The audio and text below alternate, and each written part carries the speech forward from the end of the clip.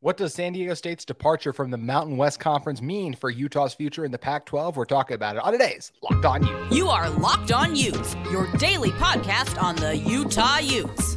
Part of the Locked On Podcast Network. Your team every day.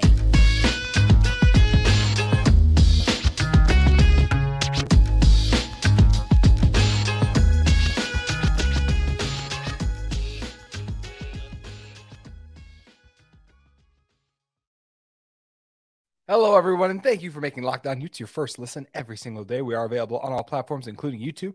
My name is JT Wistrcill, a former intern inside the University of Utah Athletic Department, and if this is your first time joining our show, we thank you for that. Make sure you guys like and subscribe. This episode is brought to you by FanDuel Sportsbook, the official sportsbook of Locked On.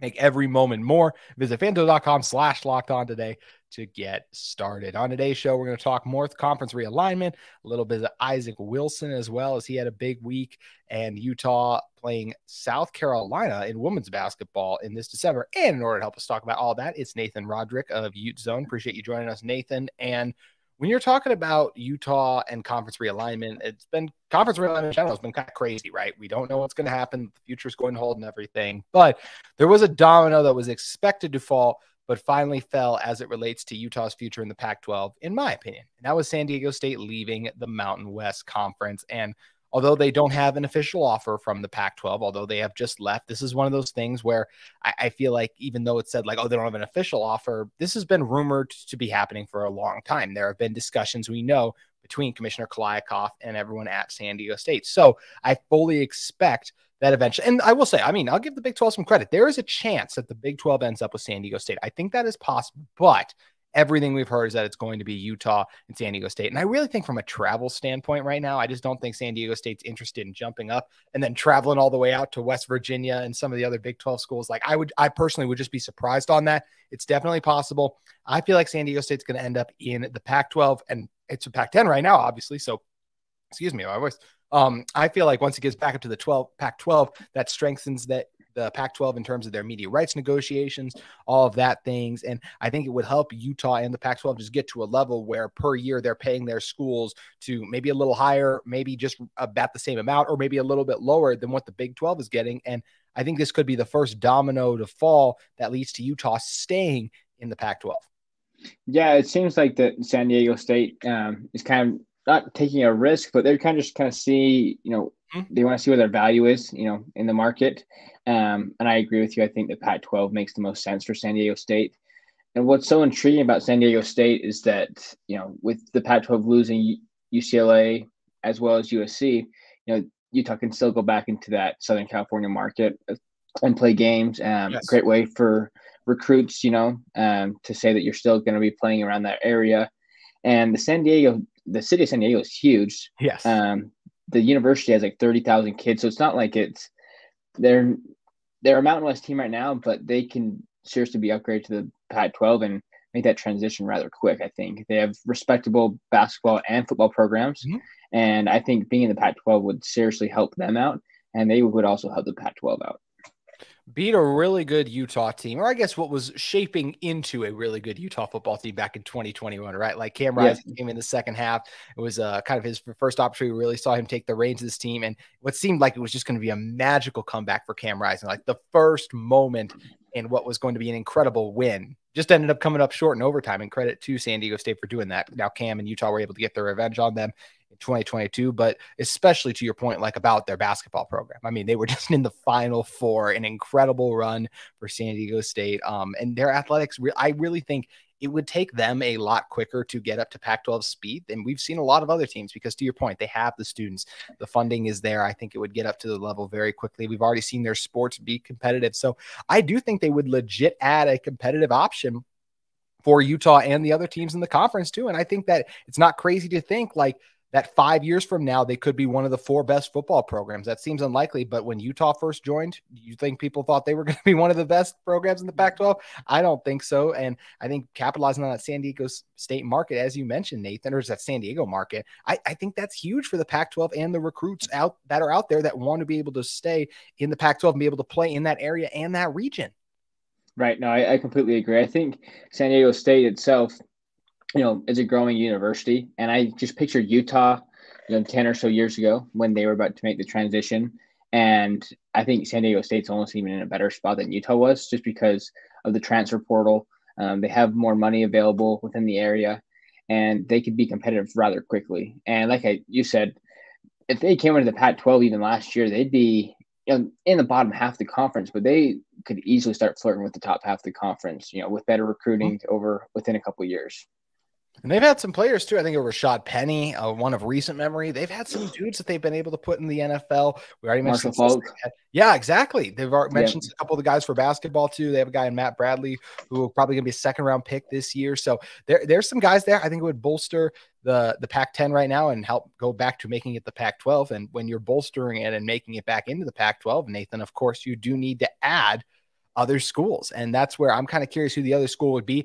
I would like it to be SMU. I think there's a strong chance it could still be SMU. That's another one we've heard Commissioner Kliakoff talking about. I just think to me, it's so different making one trip out to Texas like every 2 years than the West Virginia, going to Cincinnati, like all the trips that would entail San Diego State or Pac-12 schools, like if they were to join the Big 12 and all the travel and everything that can kind of ensue. Because look, as much as we like to talk about this stuff on paper and like their defense ranks here, these stats ranked here, we're dealing with human beings. The travel that USC and UCLA are going to have to endure, I really think is going to have an impact on these guys. They're going to wake up one morning in their third week in a row, the travel. I just have a very hard time seeing a USC and a UCLA being the top two teams, like in the Big Ten, their first couple of years, like being in Big Ten championship games. I don't see that happening with how brutal those schedules are. And part of that is the travel. And I think that's something the Pac-12 can avoid by staying together, by having everyone stay in kind of the close regions, the Mountain Time Zone, the West Coast Time Zone. And then if you just have one, like in Texas, to me, that's very doable where you have one long trip, because it's kind of what a lot of these teams make anyways. We saw Utah do that kind of with a Florida team. They're doing that with a Baylor this year. Like, to me, that wouldn't be bad at all to have one team down there. And I think it's nice to bolster that Texas recruiting market a little bit too, which is one of the places for high school football prospects, as we know. Right. And SMU, it's right in the heart of Dallas too. So another huge market, tons of recruits live there, like you said, and it's not too far for them. Of course, like a Seattle trip would be pretty long, but if they're traveling to Arizona or Utah or Colorado, that's not a very long trip for them. So very favorable for SMU and the Pac-10 at this point. Yeah, it is going to be really interesting to do. And just once again, why this really helps Utah to me is just getting back up to 12 schools, adding a strong member. I really feel like could boost the value of their media rights deal and make it so Apple or Amazon, whoever that is going to pony up a little bit more cash. ESPN still wants that late night slot based on some things we have heard. So they might pony up a little more cash too. So, and I don't even use pony just because it's SMU and everything that applies there. No pun intended even. But it's going to be really interesting and exciting to see how this falls out. And this is just the latest thing of what figures to be a crazy summer. We knew San Diego State had to do it before their time, before their deal ended. Like it was June 30th. They've passed that. It would have like doubled up whatever the value would have been. So it was smart for them to get out when they did. And look, they're going to end up in one of these two conferences. You don't make a move like this unless you have a plan. And as I said, I would be very surprised if it's not them in the Pac-12, but it's going to be interesting to see. One thing San Diego State, if they do join the Pac-12 in 2024 and beyond, is going to have to reckon with is Utah football and Isaac Wilson. We're going to come back and talk about what he did last week in a moment. But first, I want to talk to you about our friends at FanDuel Sportsbook. Baseball season is in full swing, and there's no better place to get in on all the action than FanDuel, America's #1 sportsbook, because right now new customers can get a no-sweat first bet up to $1,000. That's up to $1,000 back in bonus bets if your first bet doesn't win. Just go to FanDuel.com/lockedon to join today. Do you guys think Shohei Ohtani is going to be able to keep it up? Do you think your team's fortune is going to be able to turn around if they're struggling this season? Do you think if they're doing really well, they'll be able to continue that momentum? You can get in on all the great odds and action at FanDuel. So don't miss your chance to snag a no-sweat first bet up to $1,000 when you join FanDuel today. Just go to FanDuel.com/lockedon to sign up. FanDuel, the official partner of Major League Baseball. Major League Baseball trademarks used with permission.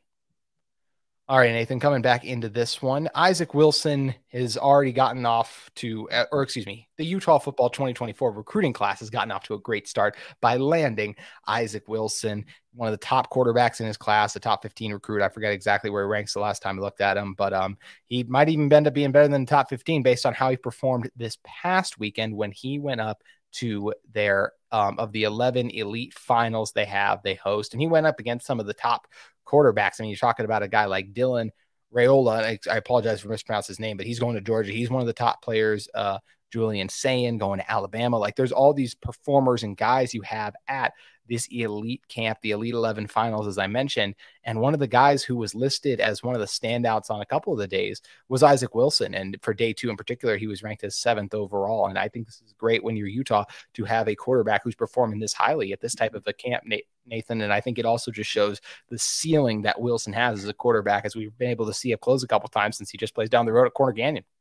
Right. Yeah. I think one of the days he was like, one of the most accurate passers, and he went 16 for 20 in one of the days. I think he kind of fell out of the top 10 as far as like the final results went, but he was right there. It's fun to see the names and the schools that he was competing with, the Alabamas, the Ohio States, the LSUs, Georgia, Notre Dame, all those. And Isaac Wilson was right there, competing with them. He got measured again there, and he measured right at 6 feet, has about, and so there's still some room to grow, I think, on his frame. But I really want to see, Isaac Wilson dial down his accuracy, going into this year. I think that was one thing he needs to improve on. He's got the arm strength. Just from my point of view, watching him last year, is that his accuracy does need to improve a little bit. And it's nice to see that he did so well at this Elite 11 camp with such prestigious individuals around him, a lot of other coaches and great mentors at this program. And it's a great showcase for Isaac's skill set, and to kind of boost his excitement for the year and boost his viewing. And like I said earlier, it's just great to see Utah being represented in such a prestigious competition.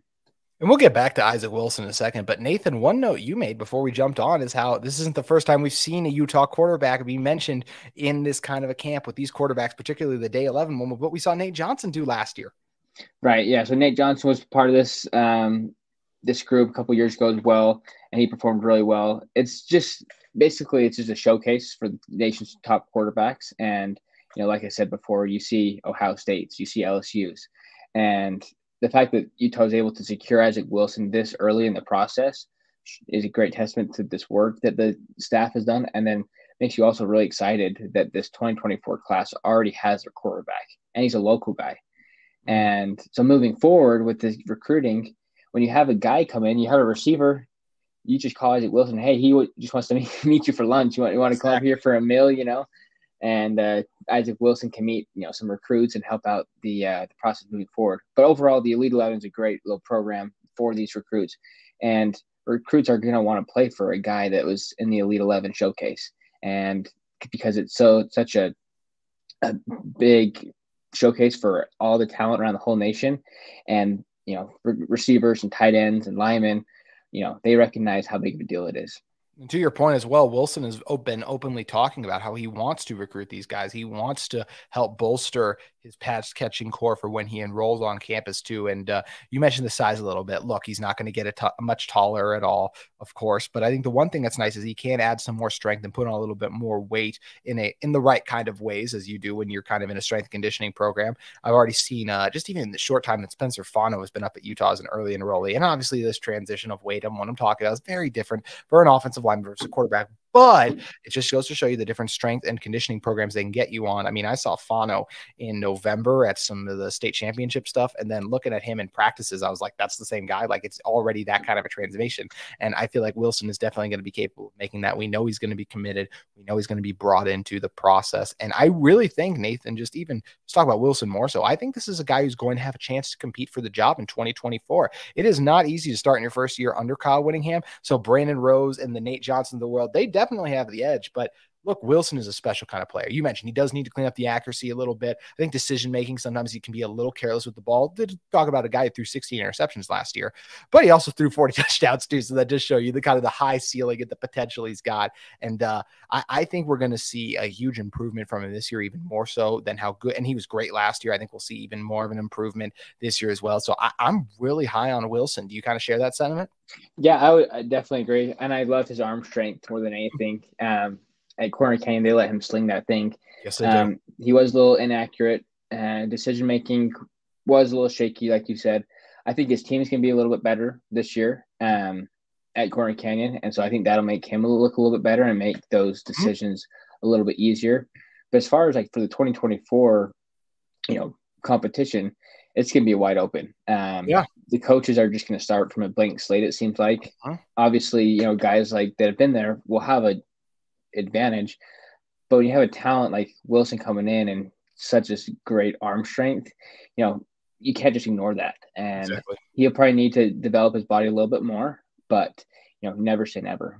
100%. And when you're talking about Wilson too, I'd be shocked if he's not an early enrollee. I mean, he's right down the street from where Utah is. So he's going to be going up. He doesn't have to, a lot of these guys who are early enrollees, like they had to come out to Utah. Like when you're talking about this most recent class, like they have to miss out on prom and all those kind of things. Wilson can just go early enrollee and still make all of those things and those things you want to do for your special, like senior year types of things like that too. And I think one thing too is because we mentioned the inaccuracies and some of the stuff like that too. Look, and I think some people say that is like he threw for all these yards and all these things like that. We are just trying to hold him to a standard of one of the top 10 quarterbacks, this guy who's going to have a chance to be a starter right away. We are not saying he's an inaccurate quarterback. We're just saying he needs to clean up those things. You got to clean up the accuracy, more consistency. Because once again, I like Wilson. Nathan, you just talked about how much you like Wilson. He did throw 16 interceptions last year. So just because he is a great prospect doesn't mean he doesn't have things to improve on too. Because I think some people will hear what some of the things we've said. We're like, oh, he just needs to get better at this. And it's like, you're criticizing him. No, it's just talking about how he needs to get better and grow. He's not ready right now to walk into Utah and start over a Cam Riley thing, obviously, right? Because he still has those things to make. He's still growing as a player and as just a prospect in general. When you're talking about recruiting, I expect him to have an unbelievable senior campaign. His team, and it's not just because of his skill set, but they are loaded corner cannon. I'd be shocked if they don't win the state championship game this year overall. They should be one of the best teams in the state. And I really feel like we're going to see Wilson put it all together. And I wouldn't be surprised to see him crawl up those quarterback rankings and really kind of some of those concerns we have even this year, like make huge strides and just improve the accuracy, improve the decision-making, Nathan. Yeah, I think he was in like right below, in between the 10 and 15 range of like the top quarterbacks in the nation, and that's coming off of junior year where he did throw for 16 interceptions. And if he has this season that I expect him to, I could easily see him creep into that top 10 quarterback rankings. And, it's easy to ignore that kind of stuff. But at the same time, like I said earlier, recruits want to see the quarterback in the top 10. And it makes Utah such a more attractive place when they already have a quarterback, in place for 2024. And to start the recruiting class like that, the sky's the limit.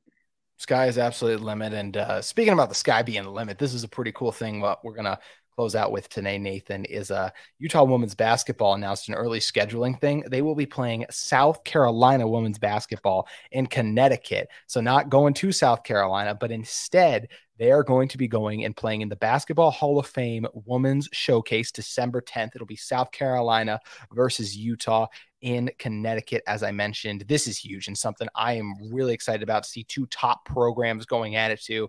And look, South Carolina women's basketball, they've been a juggernaut the last few years. They're going to be really good. They're going to be top 5. I'm not sure if they will be the number 1 team. I would imagine it'd be Iowa just because Caitlin Clark is coming back. LSU returns a bunch of people. Actually, probably LSU, honestly. Angel Reese, they picked up, I forgot the name of the girl they added as well. But either way, South Carolina, I still expect them to be in the top 5. Dawn Staley, of course, does a great job over there with the recruits. And we know Utah's going to be right in that top 5 range too, with everyone coming back. I mean, they lost 3 bench players, I want to say, from this year's team last year. Like all the starters are going to be back. Like this is going to be a great matchup. And it's just awesome that Utah women's basketball is going to be on this level of a stage, Nathan.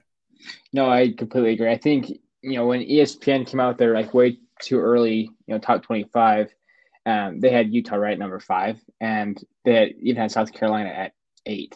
And so it kind of shows where Utah women's basketball is at the moment. And like you said, being able to return all of your starters with that motivation of how disappointed they were in the ending last year. And what's going to be so cool is that they play them so early on in the season that people are going to be riding the Utah train for all the season long, because it seems like Utah picked up some momentum later on in the year when they beat Stanford at home and won the Pac-12 championship, and that's when people started noticing Utah. Yeah. But if you were able to start the year in early December and beat a team like South Carolina, you're going to get eyeballs for the whole entire season. And I think that'll be huge for this program moving forward. Absolutely. I mean, they beat Oklahoma last year. I think they beat Ole Miss in a tournament. Those are two very good programs. I mean, South Carolina over the past 5 seasons has been the program in women's college basketball. So even if it's a narrow loss, like that's still a really positive thing. I think it'll be an incredible experience, not just for Lynn Roberts and her staff, but for, we talk about Jenna Johnson, Gianna Neekins, to be able to go to the Basketball Hall of Fame, to play in front of the legends and everyone that is going to be there. It's going to be a really special thing. And this is a Utah women's basketball team that, I mean, last year they did lose to the eventual national champions. So that's a big thing as well, where it's like, hey, we lost to the champs. If we had gotten a different path, maybe we meet them in the championship game. Maybe things go differently too. So I got to imagine they're really excited to get the season rolling around again. And another thing that's going to be awesome, Nathan, is you just mentioned like kind of the momentum they picked up when they had a chance to play Stanford for a share of the regular season championship. That's when we kind of saw the fans and everyone start to show up as well. I think the atmosphere is going to be great for a lot of the home games this season. I think, like you said, once the tournament rolls around, we're going to see a ton of support for them again.